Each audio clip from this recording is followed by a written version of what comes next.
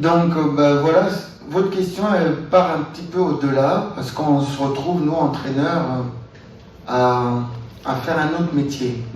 C'est-à-dire qu'avec cette maladie, on est obligé de s'adapter, non seulement au niveau des joueurs, parce qu'il manque 5 joueurs, et voilà, il faut faire confiance à son groupe. Comme là aujourd'hui, nous avons, et nous ne sommes pas les seuls, hein, nous sommes tous logés à la même enseigne, donc au niveau de notre métier, on doit réfléchir autrement. Nous avons tous, je pense, fait les contrôles de Covid hier. Là, on fait l'entraînement ce matin pour préparer le match, mais on ne sait pas du tout quel joueur on va aligner parce qu'on n'a pas encore les résultats. Donc, on est vraiment dans une difficulté. Là, on aura les résultats tout à l'heure. Donc, il faut s'adapter, mettre sur le terrain différents scénarios parce qu'on ne sait pas qui va être atteint ou pas. Et ne pas être pris au dépourvu, ça reste toujours la même chose, c'est-à-dire réduire les incertitudes, mais là elles sont beaucoup plus nombreuses, parce qu'on ne sait pas quand est-ce que les résultats vont sortir, ils vont arriver à quelle heure.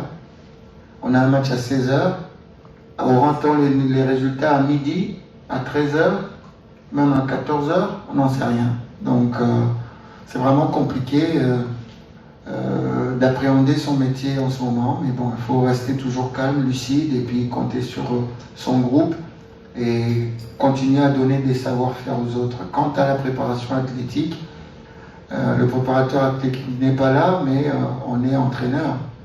Et sur un plan personnel, ça c'est un domaine que j'adore, donc que j'aime aussi, j'aime bien faire. Donc ça va, de ce côté-là, son absence ne se fait pas trop ressentir, mais c'est surtout cette incertitude qu'on a au niveau de la maladie qui fait que notre métier est en train de changer.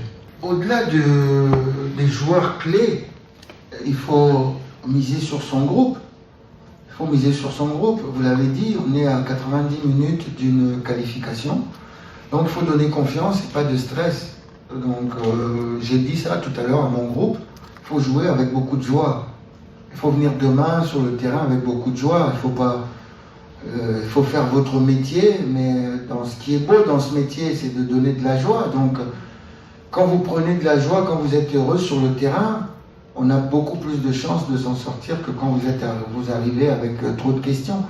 Donc, non, j'ai tenu un discours plutôt de joie en leur demandant de se libérer et de ne pas être timoré. Je crois que demain, notre qualification, si qualification il y a, passera par le jeu. Donc, j'aurais demandé de jouer. Écoutez, non. Celle qui me fait plaisir, oui. Et celle que je vois aller de l'avant un peu plus. J'ai pas eu l'occasion de suivre tous les matchs parce qu'il y a des moments, des matchs qui se passent pendant qu'on est à l'entraînement. Mais l'équipe du Cameroun m'a bien plu.